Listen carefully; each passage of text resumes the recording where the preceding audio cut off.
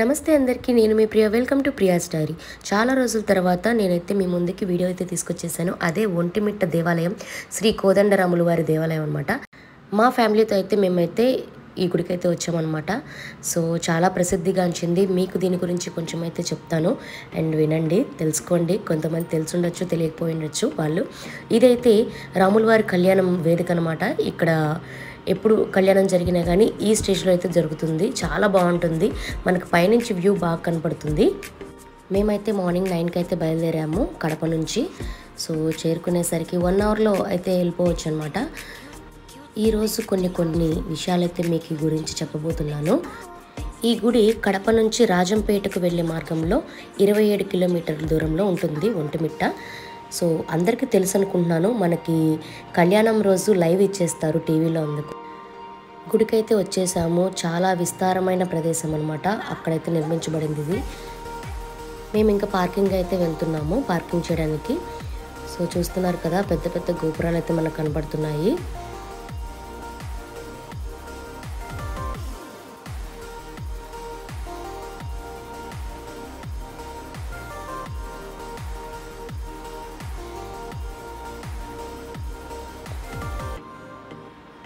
ఇక్కడైతే పార్కింగ్ చేసేసుకొని మేమైతే లోపలికి వెళ్ళిపోతున్నాము. ఎంతో చక్కటి ఆహ్లాదకరమైన ప్రదేశం ఇది. చాలా పీస్ఫుల్ మైండ్ అయితే ఉంటుంది వెళ్తే. ఈ గుడి ఆంధ్రప్రదేశ్లోని కడప జిల్లాకు చెందిన ఒంటిమిట్టలోని ప్రాచీన హిందూ దేవాలయం అనమాట. ఇక్కడ మూలమూర్తులు ఉంటారు, కోదండరాముడు, సీతాదేవి, లక్ష్మణస్వామి. కడప నుంచి రాజంపేటకు వెళ్ళే మార్గంలో 27 కిలోమీటర్ల దూరంలో ఒంటిమిట్ట ఉంటుంది. సీతారామ లక్ష్మణుల విగ్రహాలను ఏకశిలలో ఉన్నందున ఈ క్షేత్రము ఏకశిలా నగరము అని ప్రసిద్ధి. నవ్యాంధ్ర ఏర్పడిన తర్వాత ఈ ఆలయమును ఒంటిమిట్టను ఆంధ్ర భద్రాచలంగా పేరుగాంచింది. ఆంధ్రప్రదేశ్ ప్రభుత్వం శ్రీరామనవమి రోజున ఈ ఆలయంలోనే అధికారికంగా ప్రత్యేక కార్యక్రమాలు నిర్వహిస్తారనమాట. శ్రీరామనవమి రోజున ప్రభుత్వం తరపున పట్టు వస్త్రాలు, తలంబరాలు అయితే సమర్పిస్తారు. చూస్తున్నారు కదా, గోపురంలోని ఎంట్రన్స్లో మనకి ఈ శిలా విగ్రహములు మొత్తము ఎలా చెక్కబడ్డాయో. ఇదంతా రాతితో అయితే చేశారనమాట. ఇక్కడైతే కొంచెం కన్స్ట్రక్షన్ నడుస్తుంది లోపల. శ్రీరామనవమి రోజుకైతే గుడి అంతా కన్స్ట్రక్షన్ పూర్తి చేస్తున్నారు. న్యూగా అయితే మళ్ళీ విగ్రహ ప్రతిష్ఠ అయితే చేస్తున్నారని చెప్తున్నారు అక్కడ జనాలు. ఈ స్థలం గురించి ఒక చిన్న ఇన్ఫో అయితే నాకు దొరికింది. రామలక్ష్మణులు చిన్నపిల్లలుగా ఉన్నప్పుడు విశ్వామిత్రుడు వారిని తమ యాగరక్షణకు తీసుకున్నాడని తెలిసిందే, కానీ సీతారాముల కళ్యాణం జరిగాక కూడా అలాంటి సందర్భమే ఒకటి ఏర్పడిందంట. అప్పుడు మురుకుండు మహర్షి, శృంగి మహర్షి రాముని ప్రార్థించడంతో దుష్ట శిక్షణ కోసం ఆ స్వామి సీతాలక్ష్మణ సమేతుడైన అంబులపొది పిడిబాకు కోదండం పట్టుకొని ఈ ప్రాంతానికి వచ్చి యాగరక్షణ చేశాడని పురాణం అయితే చెబుతుంది. అందుకు ప్రతీకగా ఆ మహర్షులు సీతారామ లక్ష్మణుల విగ్రహాలను ఏకశిలగా చెక్కించారని, తర్వాత జాంబవంతుడు ఈ విగ్రహాలను ప్రాణప్రతిష్ఠ చేశారని ఇక్కడ ప్రజల విశ్వాసం. ఈ దేవాలయంలో శ్రీరామ తీర్థం ఉంది. సీతా కోరికపై శ్రీరాముడు రామబాణంతో పాతాళగంగ పైకి తెచ్చారని అంటుంటారు. కన్స్ట్రక్షన్ మూలాన గుడిలోని విగ్రహాలు అయితే మనకి చూపించలేదు, క్లోజ్ చేసేసారు. ఊరేగింపు విగ్రహాలను అయితే దర్శించుకున్నాం అనమాట. చాలా బాగుంది. ఇక్కడైతే కొన్ని శిలా విగ్రహాలు అయితే మేము చూస్తున్నాము. భారతదేశంలోని పెద్ద గోపురాలు ఈ రామాలయ గోపురం ఒకటి అని కీర్తించారనమాట. ఆంధ్ర మహాభాగవతాన్ని రచించిన పోతన తాను ఏకశిలపురి వాసినని చెప్పుకుంటాడు. అంతేగాక తన భాగవతాన్ని ఈ కోదండరామునికి అంకితం గావించాడు. ఇక్కడైతే మా పిల్లలు ఎంజాయ్ చేస్తున్నారనమాట.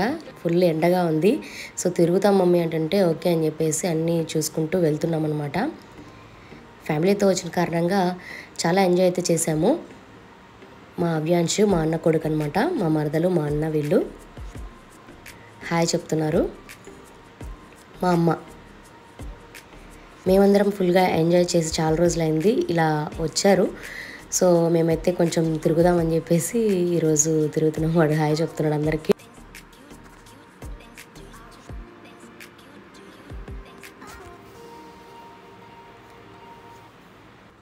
గుడి విషయానికి వస్తే ఇక్కడంతా ఈ గుడి గురించి అయితే రాశారనమాట. అంత సాంస్క్రిట్లో ఉంది.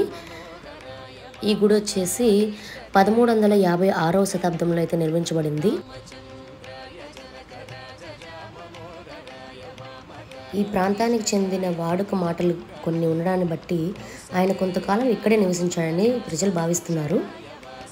ఈ కోదండ రామాలయానికి 3 గోపుర ద్వారాలు ఉన్నాయన్నమాట. విశాలమైన ఆవరణం ఉంది. ఆలయ ముఖద్వారం ఎత్తు సుమారు 160 అడుగులు అంటుంటారు.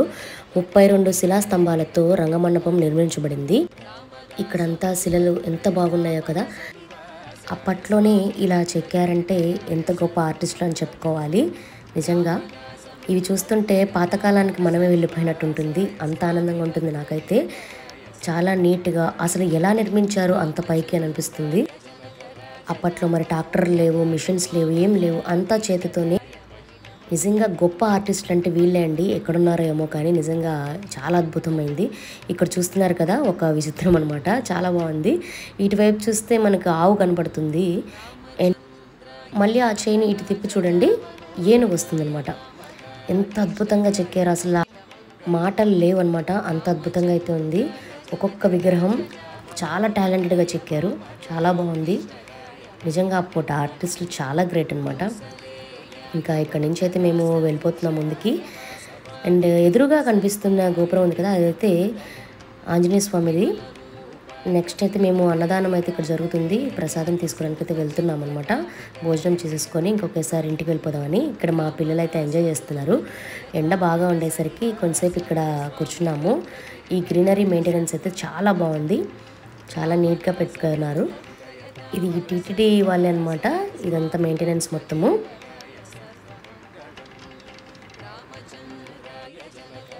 తిరిగి తిరిగి అలసిపోయాము, నిద్ర వస్తుంది నిజం చెప్పాలంటే. అక్కడ కూర్చున్న కాసేపు అందరైతే హ్యాపీగా ఎంజాయ్ చేస్తున్నారు ఇక్కడ కూర్చొని. చల్లగా అనిపించింది బాగా.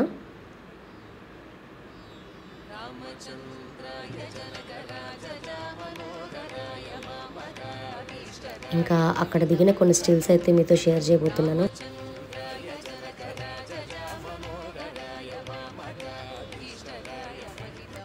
అందరూ తప్పకుండా చూడదగిన ప్రదేశం ఇది. తప్పకుండా వీలైనంత వరకు వచ్చి దర్శించండి దేవుణ్ణి. చాలా బాగుంటుంది. మనం చూడదగిన ప్రదేశంలో ఇది ఒకటి అనమాట. ఈ దేవాలయం ఒకటి. ఇదండి ఈరోజు వీడియో అయితే మీకు నచ్చింది అనుకుంటున్నాను. నచ్చితే కనుక లైక్ చేసి షేర్ చేయండి, అలానే సపోర్ట్ చేయండి. Thank you for watching my channel.